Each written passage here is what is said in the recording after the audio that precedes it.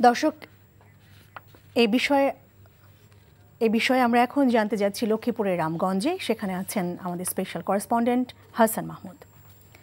হাসান, যেমনটি আপনার প্রতিবেদনে আমরা দেখছিলাম যে বন্যার পানি নামছে ধীরে ধীরে এবং দুর্গম অঞ্চলে পর্যাপ্ত ত্রাণ ব্যবস্থাও নেই। তো আপনার কাছ থেকে আমরা জানতে চাই এই মুহূর্তের অবস্থা এবং বিস্তারিত আপনি কি দেখেছেন সেখানে আমাদেরকে জানাবেন। আসলে প্রতিবেদনের কথা যেটি বলছিলেন, প্রতিবেদনে তো আমরা সামান্যই দেখাতে পারি ক্যামেরার লেন্সে, কিন্তু বিস্তর এলাকা কিন্তু পানির তলে তলিয়ে আছে রীতিমতো। যদি বলি যে মানে রান্নার চুলো এবং কিংবা পয়ঃনিষ্কাশনের টয়লেট, যদি দুটোর কথা বলি, দুটোই একই সমান পানিতেই আছে।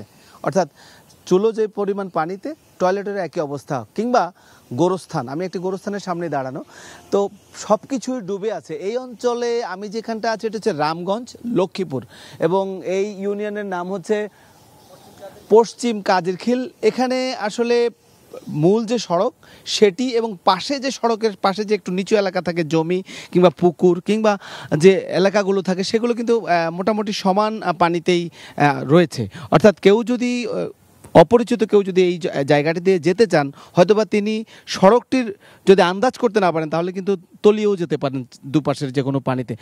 যে কথাটা আপনি জানতে চেয়েছেন সেটি হচ্ছে যে আমি দুপুরে বলছিলাম যে লক্ষ্মীপুরের একটি জায়গায়, যে বিশেষ করে লক্ষ্মীপুর থেকে ঢাকামুখী যে সড়কটি রয়েছে, সেই সড়কটি কিন্তু ভেঙে পড়েছে। প্রচুর ত্রাণের গাড়ি এসে সেই জায়গাটি থেকে কিন্তু ফিরে যাচ্ছে, অর্থাৎ ঢাকার দিকে আবার ফিরে যাচ্ছে কিংবা অন্য কোনো দুর্গত এলাকায় চলে যাচ্ছে। কিন্তু লক্ষ্মীপুর, কমলদহ, রামগতি এবং রামগঞ্জ, এই যে লক্ষ্মীপুরের বিভিন্ন এলাকায় যে পানি, এই থই থই পানি হয়েছে, সেখানে কিন্তু ত্রাণের গাড়ি যেতে পারছে না। এটি একটি বিরাট সংকট। এবং সে এলাকার মানুষ কিন্তু আমাকে ধরেছিলেন যে ত্রাণের গাড়িগুলো যাওয়ার জন্য যাতে মূল সড়কটি অন্তত ট্রাকে করে ত্রাণ নিতে হচ্ছে বা অন্য কোনোভাবে, তো সেই রাস্তাটি যাতে কোনোভাবে মেরামত করা হয়, এটি যেমন বলছিলাম। আমি ভেতরে অন্যভাবে ঢুকলাম, কিন্তু সেই আমাদের গাড়ি দিয়ে আমরাও যেতে পারিনি।